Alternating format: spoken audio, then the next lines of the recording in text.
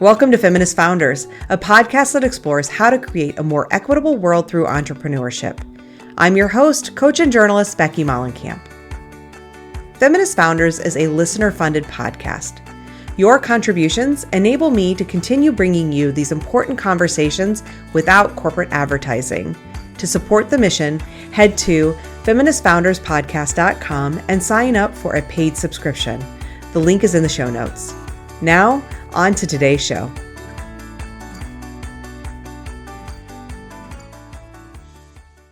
Today, I am joined by Catharine Montgomery, the founder and CEO of Better Together, a communication agency that galvanizes positive change for purpose-driven organizations.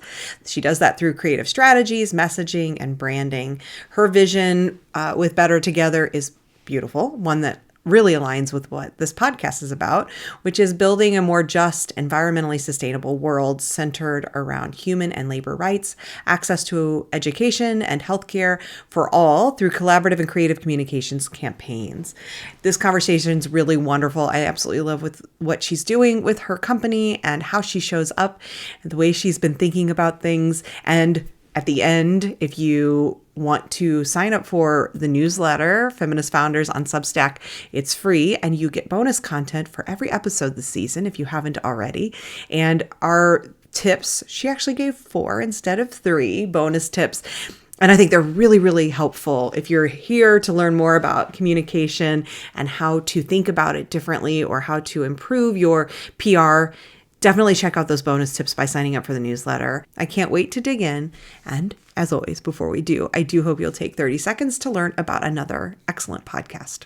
Hi there, it's Valerie Friedlander, life business alignment coach, sociologist, mom, and host of the Unlimited podcast, where we talk individual empowerment with social systems awareness. If you are trying to release learned limitations and live a more present, joyful, and intentional life, this podcast is for you. Twice a month, I share insights and interviews to help you reach for the stars while keeping your feet on the ground. Join me and let's unlock a life that's as badass as you are. And now, here is my conversation with Catharine Montgomery of Better Together.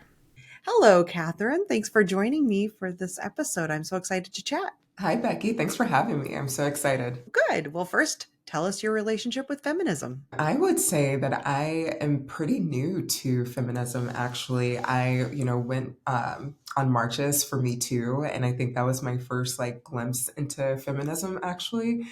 And then I do feel like I've had kind of a give and take with it now. I don't know really what to think about it. I think of good things, I'll say, and then I know that people want to do positive work, but then there's always the pushback from just all sides of do people really mean it? Do they, is it just for white women? Can Black women have a part in that? And so I think I'm all over the place when it comes to feminism, but I, for the most part, know that it's comes from a good place and it's meant to help women.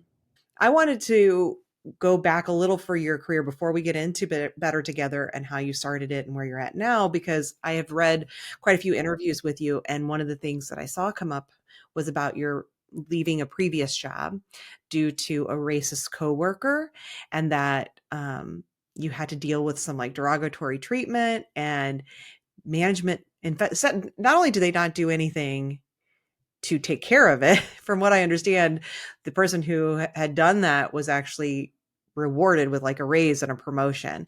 And from what I can tell, that's the thing that sort of was just I'm done. Can you tell whatever you're comfortable with sharing about that experience and leaving, and then that what came up for you after you left? But from what I understand, you didn't leave to something. You were leaving saying, I'm going to just take a chance here. So tell me a little bit about that experience. Yeah, I will say that last year was one of the hardest, worst years of my life, honestly. For some reason, I put this in quarters, but it was Q1 through Q3 were just awful. And I, did love the work that our company was doing, that the agency was doing, because I moved to Boston to work on social impact work. And so that was a good thing. And it's just so difficult when internally it's the opposite. And so I wanted to give it a chance. I wanted, it to work out. And it really didn't. And I just felt so disrespected and kind of at a loss almost of words in a way of, what do I really do? And I never had to be so strong, actually, and fight for myself and actually fight for myself. Like a lot of times in the past, like things have gone, sideways, but I've just left, just let it go, just move on, things like that. But this time I really stood up for myself and said, I'm going to go to the media, I'm going to go to the government, I'm going to tell them what's happening at this organization where you can give me a buyout. And I didn't like go small with the buyout. I, went for what I thought I was worth and then went beyond that. And so I think that was the difference. And that's what made me really proud of myself. I told people I was proud of myself, which I don't really ever say that. And I think it's hard for women to say that in general about ourselves. So that was the rewarding part of it. And I left without having another position, not really knowing what I wanted to do next, but I was in a place of privilege. And what I mean by that is to start your own business, if that is something that you can do, you really have to be in a place where financially, just personally, you can go out on your own and you can have maybe not an income for a month or two or three or however long. And so not a lot of people have that opportunity, and I wouldn't have without this buyout and going through what I did. I'm proud of you too, because you're right. It's not easy when you're in a work situation, right? Where there's power differential and it's your livelihood. It can be very challenging to stand up for yourself for all the reasons. And I also understand all the reasons why many people don't, right? Because it is about your livelihood, and those choices that we make can really affect us. So more power to you. Congratulations. And I'm proud of you too for making that decision. And then you were out on your own. And like you said, you had a buyout. It sounds like that gave you some cushion and some space to figure out what's next. But I'm also going to guess that was still scary. We're talking about 2022. So the pandemic isn't exactly that far removed. And, it's probably scary to be out on your own. And you weren't previously an entrepreneur. So did you go into it thinking I'm going to start my own thing? Or yeah, no. So then how did that kind of come about? Were you still just looking for traditional jobs, I'm assuming? I didn't start just looking for a job. I actually came into a consulting role for another agency that was focused on social impact, actually. And they were looking for someone working like 3 days a week, but the salary was fantastic. It wasn't a salary, it was like just, an hourly rate or whatnot. But the work was great. The pay was good. And I still had time to kind of figure out what I wanted to do long term. So I happened to be on a Slack channel, and a recruiter posted that a venture capital firm was looking to expand to the US, and they only invest in public relations agencies. And of course, that's really unique because you don't need VC funding to start a PR agency. You just need more clients. And so I really did think this is so sketchy. Like, why, like, why I'm going to do this? Like, just, meet with this random recruiter from a Slack channel. But it was like, I'm just, chilling here. Might as well just try it out. So I reached out to her and we met virtually. She lives in Austin, and we really hit it off. It was like instant best friends. Some people you just really hit it off with. And literally the next day, I met with one of the investors who lives in Connecticut. And we had worked at one of the same large agencies, not at the same time, but we knew some of the same people. And again, like I wasn't looking to be an entrepreneur, but I knew that if I ever did, or if I ever worked in another agency, I wanted to be focused on social impact. And so I think I was able to bring that to the conversation, and that kind of bled through, my passion of what I really wanted to do. And so I didn't really need a business plan, but I, needed that passion. And that was definitely a lesson for me later on. And then he introduced me to the other investor who lives in Germany. And that was just 2 days later. And again, I didn't have a business plan or anything like that. And he did ask me, how am I going to make money? Which I had no idea. I was like, I found out about this like 3 days ago, but again, it was that passion for social impact that really pushed me through. And I think that's how I found the right opportunity of what was next. I saw that you have a Google Doc in one of your interviews called All the Things, where you just dump all your ideas, right? And that ultimately ended up serving you because you got this like opportunity to meet with this funder with no real warning and pitch an idea. And you had this doc that you could go to and say, what's here? What's here can I make of this? I just think that's a really nice reminder for people to capture all these brilliant ideas that we have in the shower or while we're, when we wake up in the morning or whatever, and put them somewhere because you never know when they might pay off. So I love that you had that. Yeah. I started it in 2019 with no idea of like what I would use it for.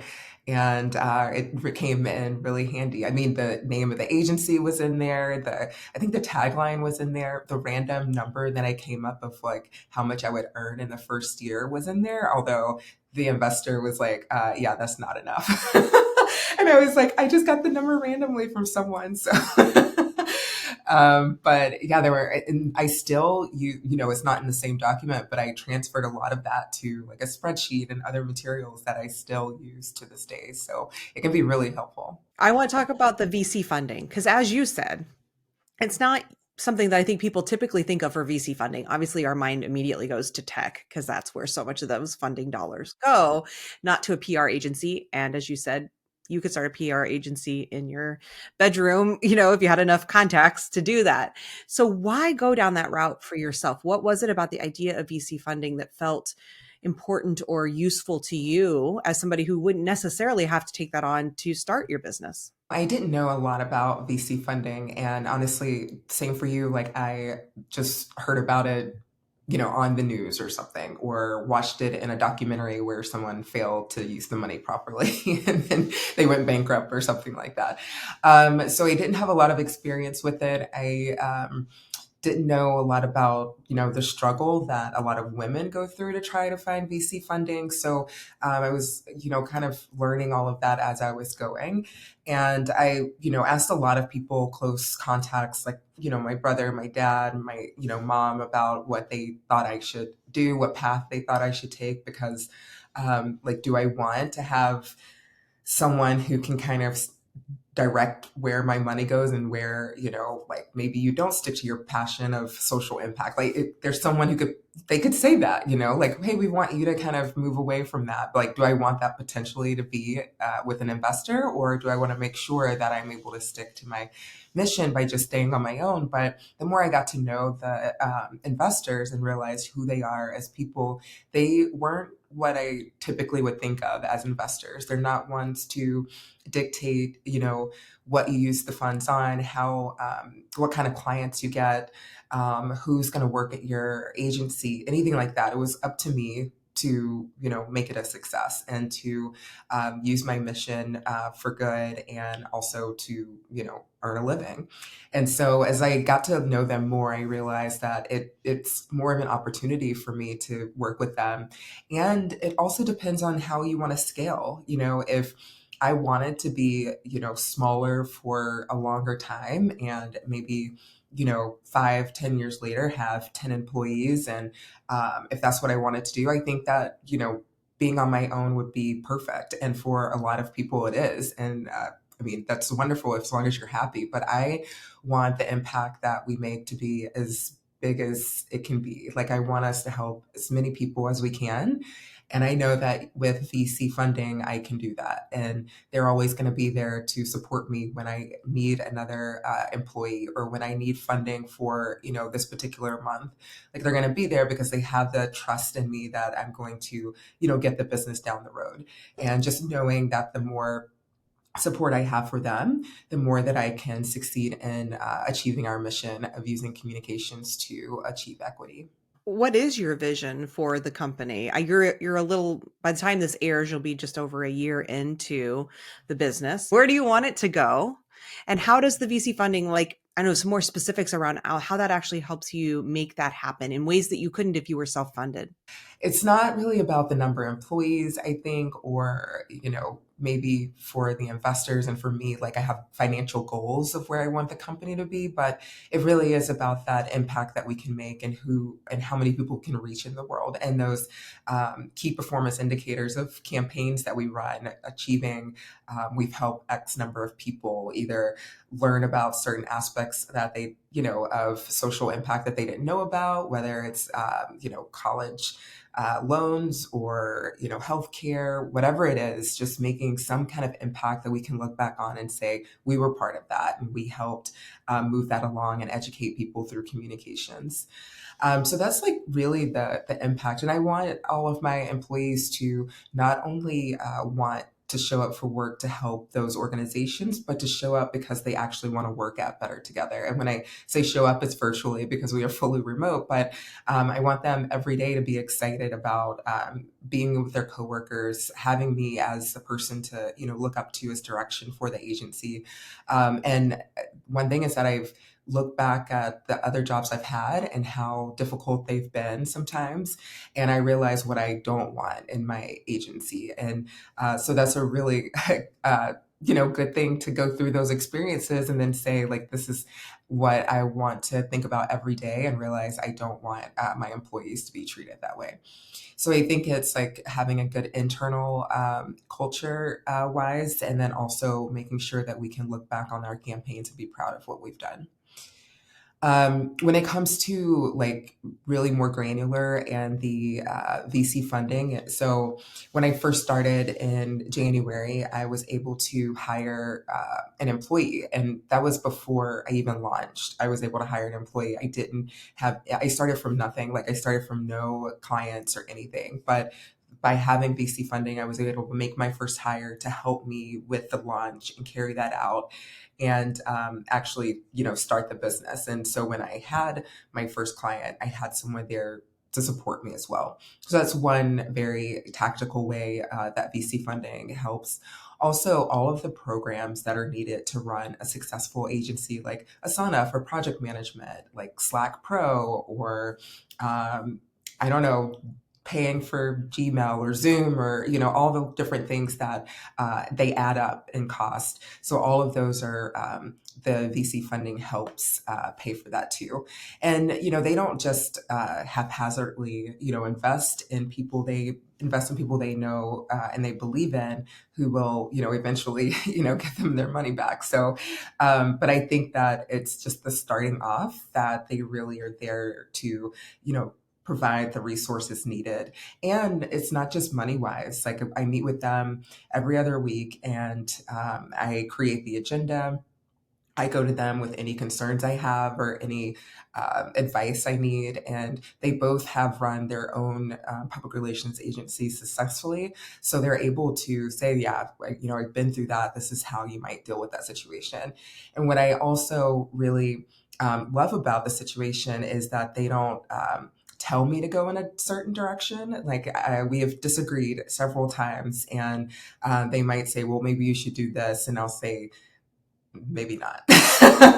And that's just how it is. And they respect my decision. And, sometimes I do make the wrong decision, but that doesn't mean they're going to go anywhere. They're going to be there to support me in maybe correcting it or, hey, this time you learned that maybe that's not the right direction to go or, what you need to do.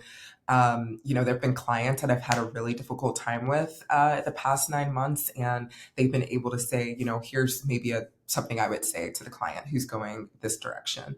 And what I really, really love is that, I'm getting to a point where I can say no to clients that are rude or, maybe they do have a good mission, but they're just not the right culture fit. And so that's also because of them and because of the direction and support that they've been able to provide. I'm glad you mentioned that it's not just the money, because I've seen that you've talked a lot about the importance of mentorship and networking and having support as you're building a business. And so you're getting that from them.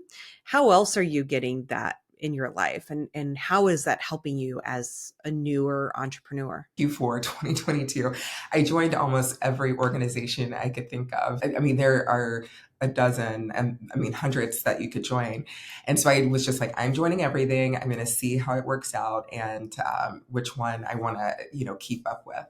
And I think all of them brought something to the table. I met so many wonderful, in particular women, I would say. I think mostly women who were either in the same situation of launching a business, had already done it, weren't looking to launch a business, but had, advice for me. And I really just embraced all of the ideas and thoughts and perspectives, and it opened my mind to industries I never even thought I would be interested in. It opened my mind to clients and opportunities that I wouldn't have been have known about if I didn't join those organizations. I also learned that it's okay to become close with other people and build a relationship with them, and not just think all the time, hey, how am I going to get money from this person? How am I going to get a new client? And I think that really was what changed the way that I kind of like quote unquote sold or networked better together in myself, is that building authentic relationships is what kind of got me to other clients, because they would think like, oh yeah, Catherine does public relations, like social impact. Like I think she'd be great to refer to this person. Or, maybe it wasn't necessarily a person I had met, but they were thinking about me in that way down the road. And so I really learned a lot from those instances. And the other thing that you mentioned was the VC funders and that relationship, how they give you a lot of space to do what's right for you and have helped you get more and more comfortable with even saying no to wrong fit kinds of clients. And I saw that you mentioned somewhere on your website, I think, that you only work with people that have shared values, that's really important for you. So what are your values as an agency, and how do you make sure that the clients that you're working with share those values? I think for the most part, it's as long as the organization, they can be for profit, non for profit, government, like whoever it is, as long as they genuinely want to make a positive impact in the world. And again, that comes with getting to know them really well. So it's not one or two conversations, especially if they're a for profit company, because it's, more about, either performance, quarterly performances, or, the bottom line more so than a nonprofit. So that's one of the first things we look at, is like, who's the organization? What is their mission? What are they trying to do? And we can find, money to sustain the company somewhere else that's really going to impact the world positively than just taking on any client. And that's truly what makes us different from other agencies, is that we don't have a practice or a department that's focused on multiculturalism or DEI, but it's who we are. Like it's just, I mean, from the get, like this is what you're going to get. We're going to be focused on social impact, like nothing else. And the industries can change, but we have to be making a positive impact. So I would say that's like our value, our core value. That takes me to my next question. On your website, you say that you use communications to achieve equity. And obviously, you've talked a lot about social justice, so our social impact. How? I guess it's just a how and for whom. I'll give you an example. One of our clients is Touch for Life. And the woman who started at Laura Crandon, she is a 2-time breast cancer survivor, and we call them thrivers as well. And her cancer actually moved to her brain. So then she had to have brain surgery, and she has to have ongoing treatments and everything. But she used to work for United Healthcare. She realized that her passion was really in educating women of color on how to be educated around breast health, and ensuring that you get tested when you need to get tested, all that. So she left her job. She started Touch for Life just a little over a year ago. And I've learned so much by communicating about the importance of screening guidelines, the difference between, a woman of color and a white woman, and how, the government's testing suggestions are not the best for women of color, and how you have to be educated when you go to the doctor. And I mean, I've personally done it myself. Like I've gotten checkups, and I've run down this whole list of items to talk about with the doctor. And the doctor's like, how do you know all this? And I'm like, oh, well, one of my clients works in breast health equity. And I would know nothing about that if I hadn't had her as a client. But we're communicating that to women across the country every day on how important it is to be educated around these topics. And so I wouldn't know that unless we were communicating it. There's so many women around the country who wouldn't know it as well. And so that's just one way. You don't think about the LinkedIn post or the Instagram post that you're doing, that you're really reaching a lot of people who don't know about these topics. And so that just, it gives me chills knowing that we're using our press releases and, media insights and all that stuff to educate women and the best way to take care of themselves. And when you started the company, and you said it was already in your Google Doc, but why Better Together as a name? Yeah, and I don't remember what I said in that talk, so that's good. But Better Together, it really, to me, obviously, we're just so divided as a country, as a world. What other better way is there to do it than together? When can we not be so partisan when it comes to issues like just keeping each other alive and safe? There's so many issues where we should be together on them. And just because someone on the other side of an aisle disagrees, we're not. And so I think that if we do come together on at least some issues like healthcare, education, equal access for various things, then the world would be much, much better and much more equal, and so many more opportunities for everyone. Equality and inclusion and diversity doesn't just benefit one section of the world, it benefits everyone. Like, we all benefit by being more diverse, more inclusive, and more equitable. So I just, really thought that, why don't we be better together? And to be honest, like, I thought it was like, I was like, maybe that's lame. Like, I don't know. Will people really like it? But yeah, they did. So, and I can use it all the time and say, well, we're better together. It works almost in every sentence. Your website, I think, again, says that you do storytelling for marginalized voices. And I'm curious about what are some of the barriers that have kept those stories from being told and or from being heard, and how are you fighting against those barriers that have existed? One example, and this is going to be kind of controversial, but I say how much I love Chief, but there was a post in April by a former Chief member talking about feminism. And she's, a white woman, and she got in a lot of traction. She got into publications, she had thousands of comments and everything. And the message was right in that, we need to appreciate all women regardless of color and what they have to offer. But I'll say that a Black woman, maybe a couple days later, posted the same message, different wording, of course, but posted the same message, maybe got 30, 40 likes, comments. And it's like, what makes like everyone like the, white woman's comments about this when she didn't ask me my thoughts on it or if I agreed with her or not.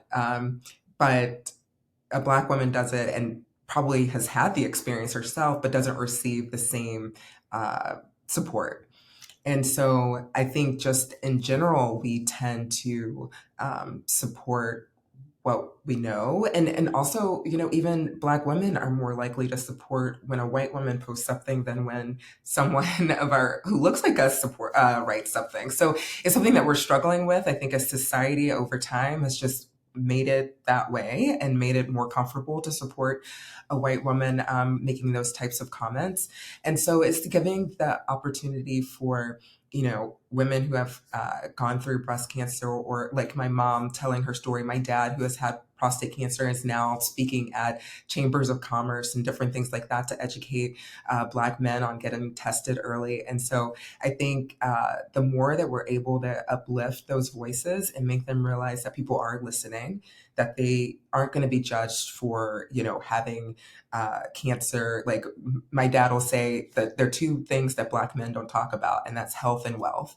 And it's okay to talk about those, and times are changing. And I think the more that we can just amplify that and show that it's okay, the more that those things will change. And so that's what we really want to do, is speak to people who've been through certain circumstances, who've been marginalized or under-supported, and really uplift their voices and tell them it's okay to speak up and speak out. I think that I know the answer now that I've heard that to my next question, but let's just make sure, which is why is it important for these organizations that you work with, these social justice, social impact organizations? Why is it so important that their stories are told and are made more visible? I'm going to say that for more nonprofit organizations, it's a little bit more expected for them to have these kind of stories told. And it is very important. They have to reach their target audiences and make sure they're reaching their influencers and the people who are donating and all of that. I think is even more important when it's an organization where people don't even expect it.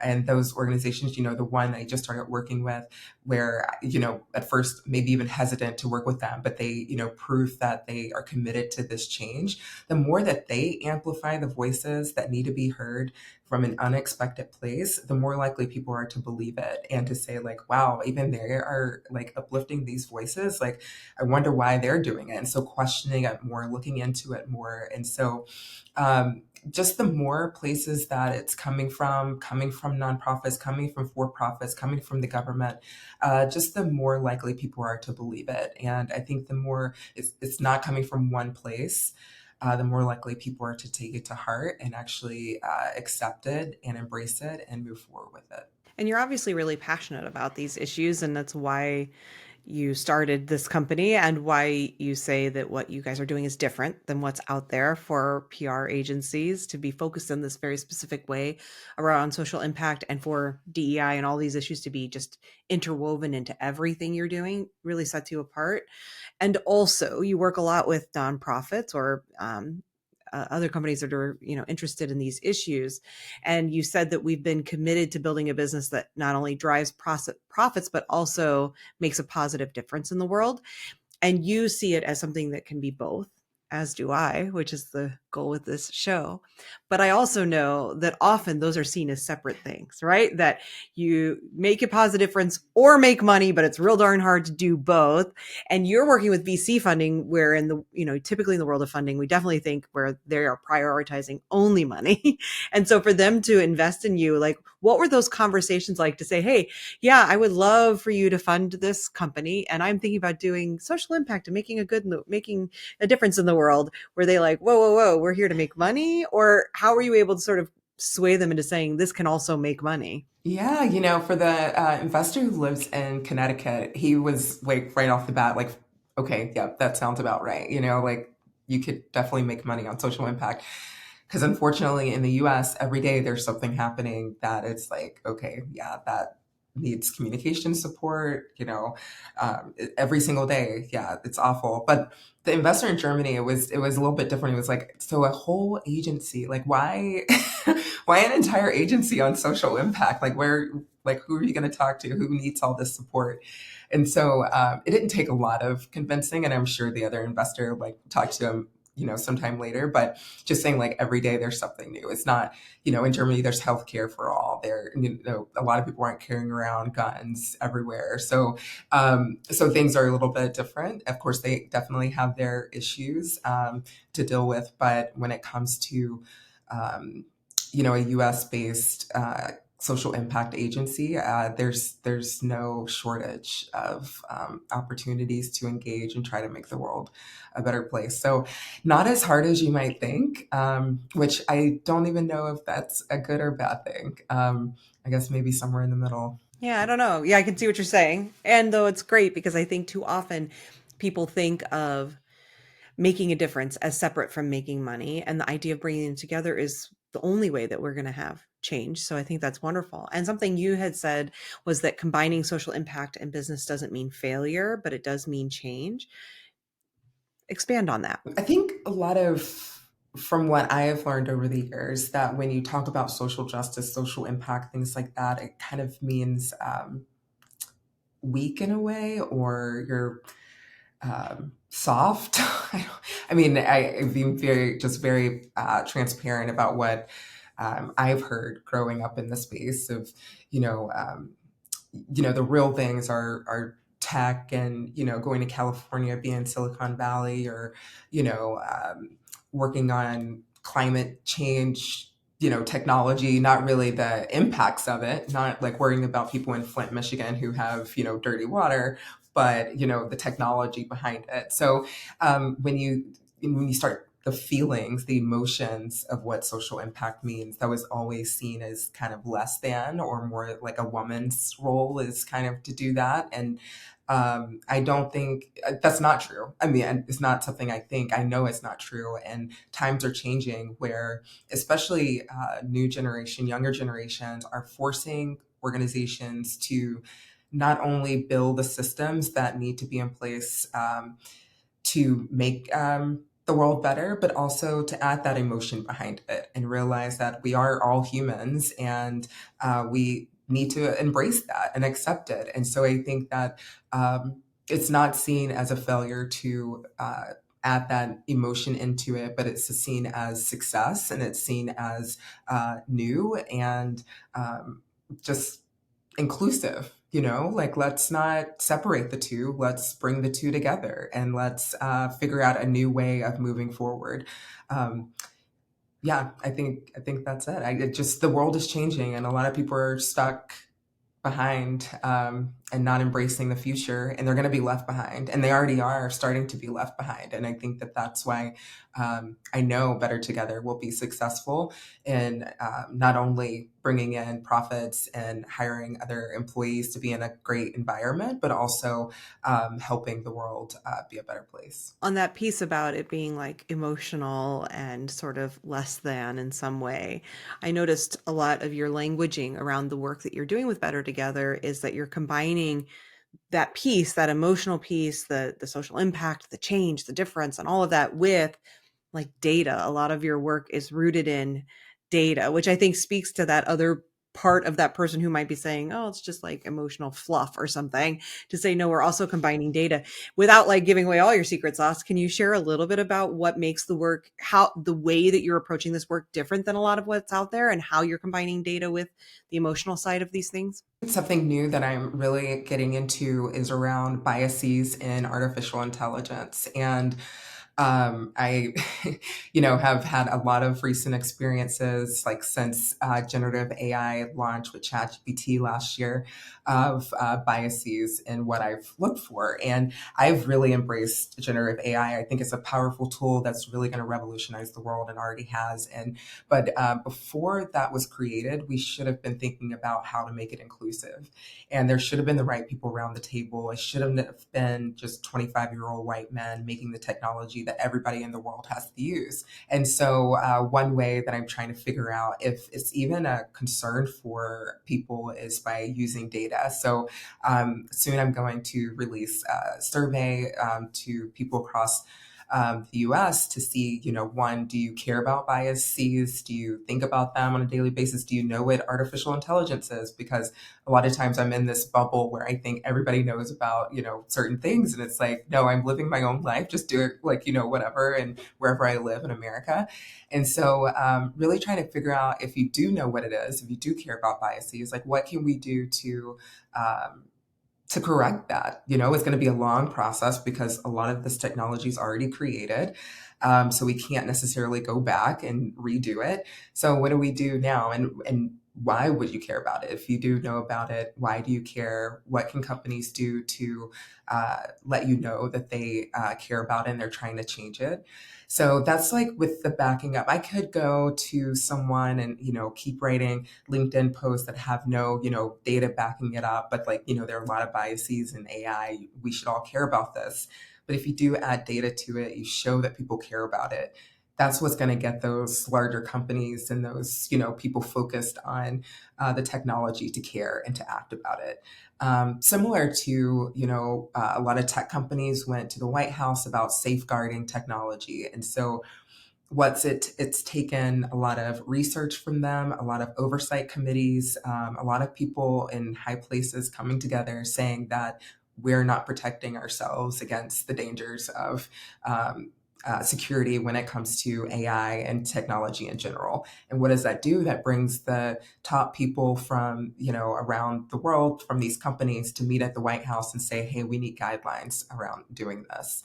And so how do I get people to sit down, those same people to sit down at a table and say, yeah, what about biases in AI, which is like, the soft thing. Like, how do we really care about that? You do that by showing them the data. Oh, if we care about biases in AI, we're going to make more money. We're going to have more customers. Yes. Okay. Then they're going to care. So that's how, I mean, it's tricky. It's, you should just care in general, but I mean, that's not how the world works. And so how do we put those two together, combine them so that we make a difference, but and we get people to care at the same time? It's really smart. And that's very specific, obviously, but I think the overall theme is really relevant to so many of us who are running businesses and trying to think, how do I create change? How do I help to create the change I want to see when I'm operating inside of capitalism? And some of it is that, right? It is having to say, how do I take this bigger idea around equity or whatever it is I want and make it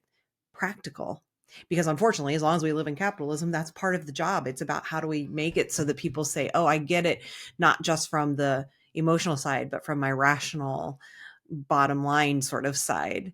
And so you're combining those things in what you're doing. Really quickly, Hillary Clinton, we should have more women in higher places because then we wouldn't have war. We wouldn't have all these troubles that we have. And so I just keep thinking about what we were saying about the emotion and everything, and that it's so true. If we, it's just seen as a bad thing, but if we had women in these positions of power, like how much less controversy would there be? And would we even need to have all these different workarounds, to get people to actually care about what's important? So yeah, just more women need to be in power. 100% I agree. And I think even more specifically, more Black women in power, because I think the more folks who have varying marginalized identities that have those different lenses into the world, because that creates that more inclusive space of like understanding how all of those things intersect.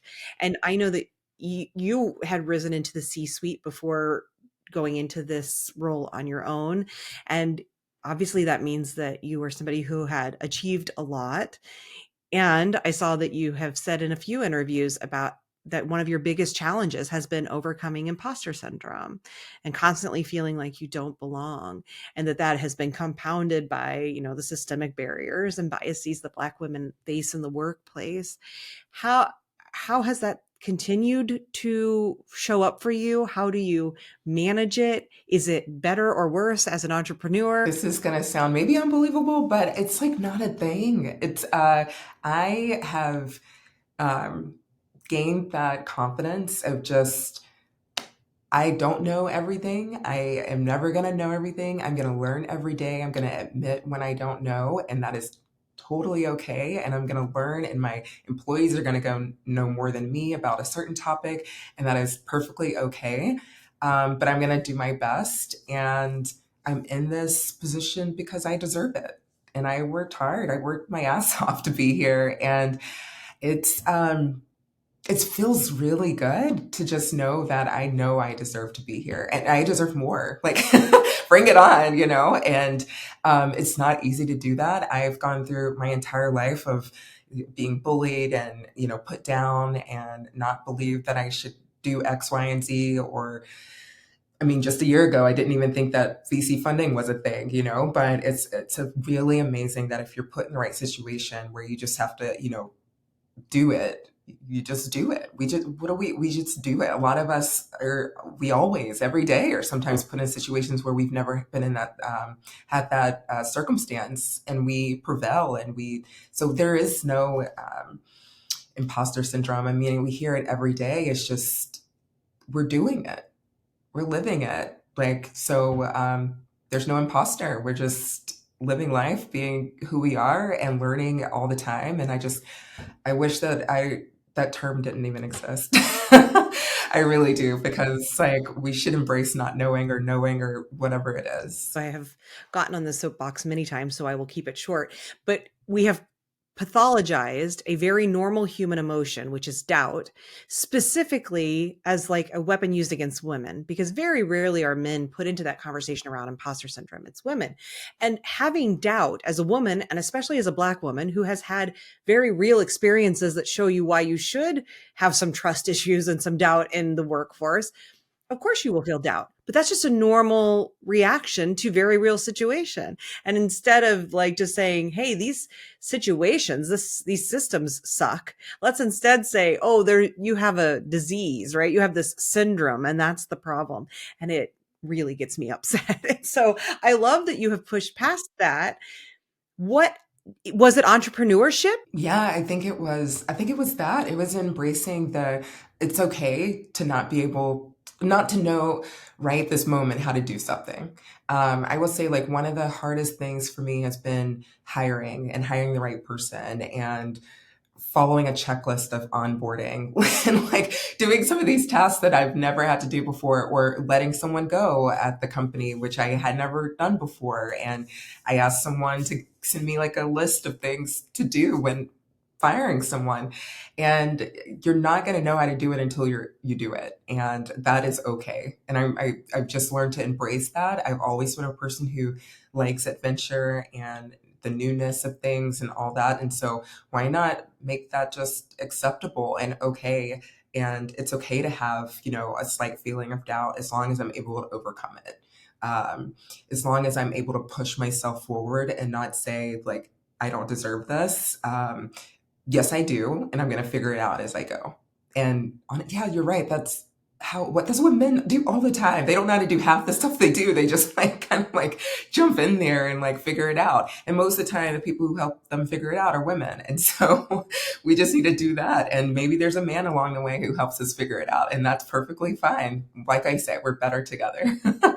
The confidence of a mediocre white man, one of my favorite things to remember as you think about doing something. It makes me think of parenting for those who are parents. Like the very famous thing that people will say is if you wait until you're ready, you'll never be ready. And it's the same sort of thing around confidence. If you wait until you're confident, you'll never be confident because the confidence comes in the doing. You brought me right to the place I wanted to be too, which is around startup life and wearing all the hats and having to learn trial by fire, learning as you go. What have been some of the biggest lessons for you over the last year of running this business? Because previously you had been an employee. This is your first time into being the boss, like fully, and running your own business from everything. So what are the lessons? I know you said there's been some things around hiring. What else have you been learning? I was talking about emotion before, but I think in a different way, there's emotion that you put into like, this is my baby, like this is, this is mine. So, having to take yourself out of that a bit and say like, this is also a company that I have to run. And so, you know, I have to think about it in a different way. I can't, you know, just let the emotion, take over. I have to think objectively about what I'm doing. That comes with hiring. That comes with, you know, who needs to be let go. Who, you know, am I going to take on this client? How am I going to address this person? All that kind of stuff. So I think that's been a huge part of it. Also knowing who to listen to. Everybody has an opinion. And I want to listen to all of them, like, sure, but knowing that I have to make that final decision and I can listen to a lot of people, they can have great advice, but I have to know what's best for myself, my employees, my investors, to help grow the company. And so I've learned that for sure. And also, I really have been wearing like so many hats that it gets like so overwhelming, and you know, things can look great on LinkedIn or wherever, but it gets like really it can be a lot. And so taking that time to go to dinner, try out another restaurant, go to brunch, work out, just like, and you know, it's not, I don't want to say work-life balance because there really is no balance. Like I work a ton, but just like realizing that if I go out somewhere, I don't have to feel guilty for doing that, you know, and I don't want to make it seem like I never get to get out or that I'm upset about it, because I'm not. Like I love what I'm doing, and am so appreciative and glad that I'm in this position. But I know that for my health and sanity, I have to get out. And I have people who force me to as well. So that's always nice. We all need those people in our corner who make sure that we're taking care of ourselves. And part of running a business that, if you say you care about equity and about making the world a better place, it also has to start with you, right? If you're not taking care of yourself, what does that really say about the, about your commitment to running a company that's about equity? And I'm curious, I love that you shared that, because I was going to ask about how you are modeling that within your business. That's one of the ways, is just by giving yourself rest. How else are you modeling that commitment to social impact and equity and those things inside of your business, and the way you're running it with your employees, or the way you give back, all of the ways that you show up? There are a lot of ways. I mean, one, in that diversity of employees, that's like has to be a top priority. I have people from all sides like reminding me of not just diversity of like a person's skin color, but the fact that, where they live, their age, that, their background, there's so disabilities, like there's so many ways.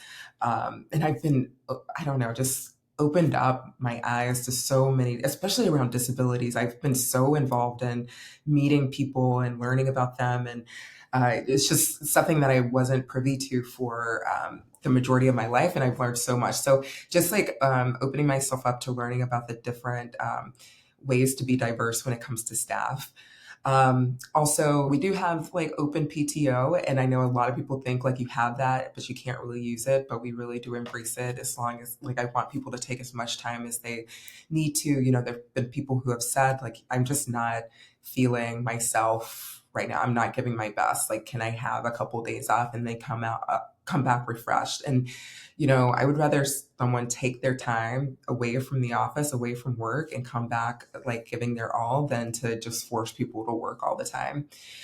We also had our first team offsite 2 weeks ago, which was great. And we had it in DC. And my investors were like, Catherine, you have to do something fun. Like, which, I love to do fun stuff, but we met and we learned about each other and talked about 2024. And we went bowling, and we went to the National Museum of African American History and Culture.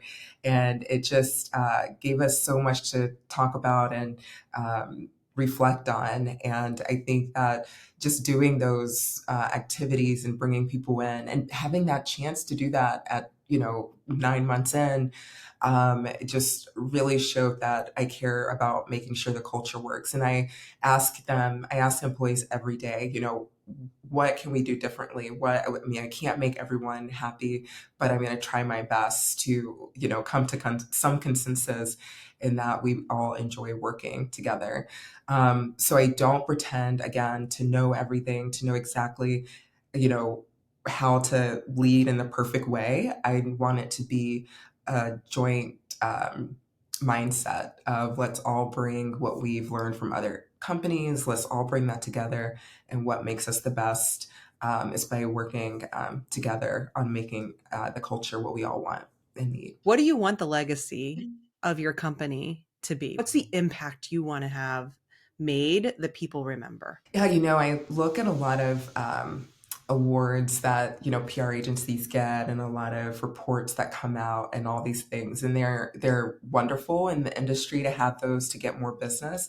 But if nothing else, I just want people to say, oh, do you know the agency behind this campaign that did X, Y, and Z that led to this, that, just made this difference in the world? I don't want to necessarily be known as the largest or the smallest, or, for a particular typical thing like employees I mentioned, but honestly, it's the impact. And I don't mean to sound cliche, but it really is what impact that we have, positive impact that we have, that made long lasting effects on people's lives.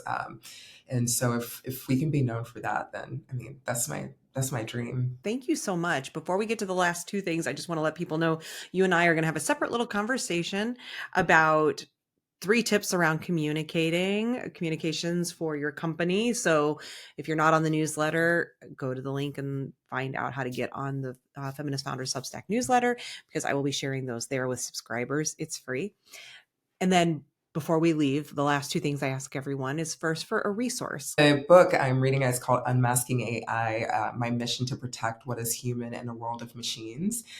But it's about the biases in AI, and it's so profound that they played a video last week at this event called Vital Voices, and it's about how a lot of AI facial recognition identifies Black women as men.